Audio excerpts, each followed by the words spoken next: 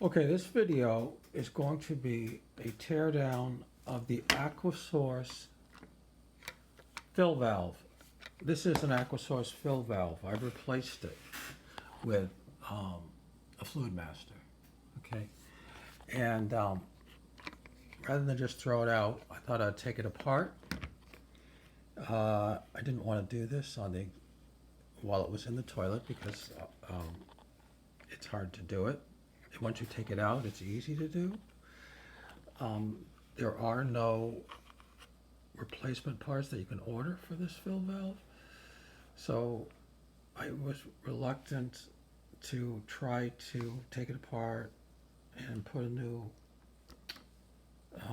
valve seal in it, not knowing with any certainty that it was going to work because they don't sell a replacement valve seal. So I went ahead and replaced it with a unit which does have replacement seals, and that's the Fluid Master, okay?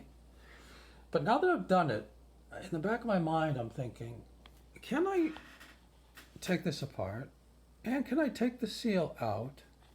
And if I look at the seal, this is the replacement seal for the Fluid Master, seal 242.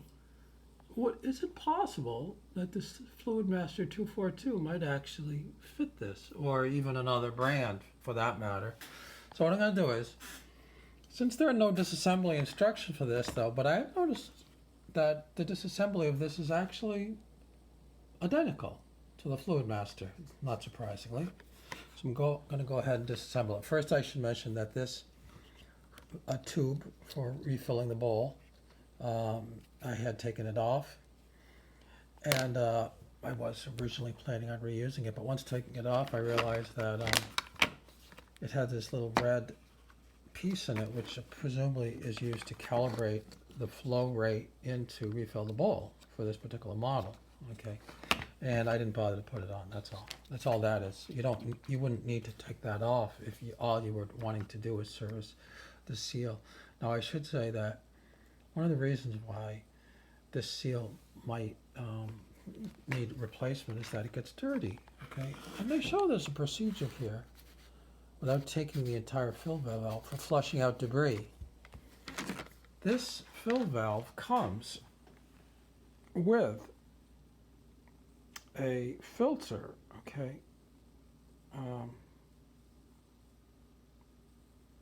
It's supposed to filter the input water supply so that even small particles should get caught. And when I took this out, I did notice there were some particles in there. You might be able to see them or not. If you do take it out, you obviously could try cleaning that out. But the real issue is, could there be some sediment, something getting in that would cause this seal not to work properly? And could you simply flush it out?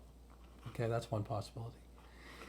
And that's a good idea. And then furthermore, even after all time, could you simply replace the seal? Okay, because the rubber of the seal presumably degrades much faster, let's say maybe than the hard plastic. Who knows? But it's something that you could try. Conceivably, you could try taking the seal out and somehow reconditioning it by greasing it, but presumably getting a new one at that point, after doing all that work, would be what you'd want to do. Okay, so anyway, I'm going to follow this instruction. Okay, and the instruction on this is to hold. In fact, I'll just show you right there. Is to rotate the top 1/8 of a turn and then unlocking it. Okay, I can't do that with one hand, so I'm going to hit pause.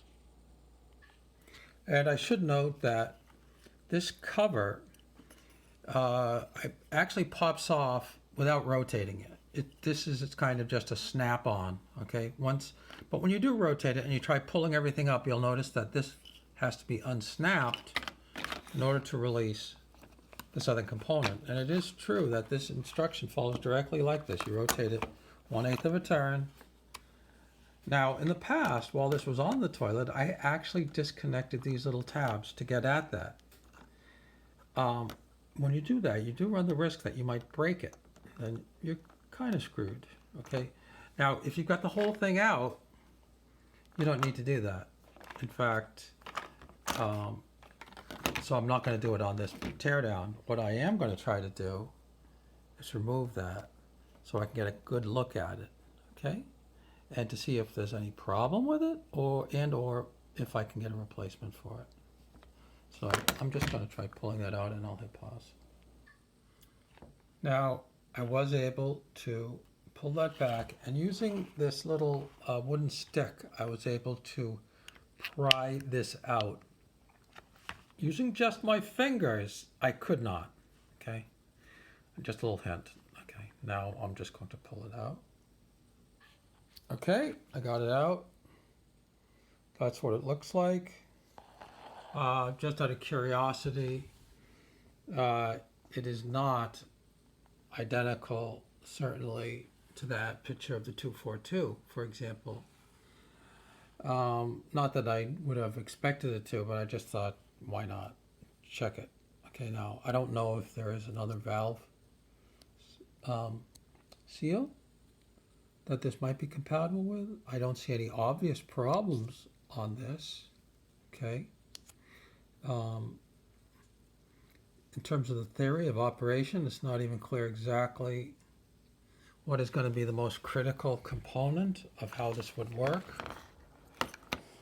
If you look at where it goes in, you can get some idea of where this may need to seal on that side, and where it may need to seal on this side. Now you can see that there's obviously some aging that's gone on here, and there looks like some yellow, there's some crud, you know, but in terms of the seals that it would have, I don't see any obvious problems. And having this out, though, this goes a long way towards answering the question of, can you get a replacement seal for it? Because now you can compare it to something that you might buy at a store, or even a picture that you might see online. I will say another thing about this, and that is that there does seem to be another part of this mechanism, which I believe, oh yes, that's right.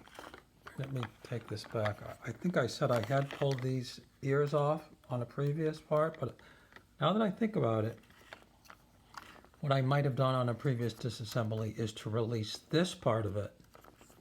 Okay, because this also has plastic pieces that can be distorted enough to release the assembly. And upon doing that, I do remember there is a little rubber piece also on the inside of this, which presumably comes in here to somehow block the airflow on that hole. Okay, and that depends on the operation. So I'm trying to get you a view of that, but I can't. There you go. See, there's that central shaft, but there's a little hole, and this thing blocks that. Okay, and it's got a rubber. There's a rubber component in there, but that rubber component might not be apt to wear out. I just don't know how this works. That would be an interesting thing to see exactly what's the theory of operation of how this thing would even work. But all I wanted to do here is just to show you the disassembly, okay? Thanks.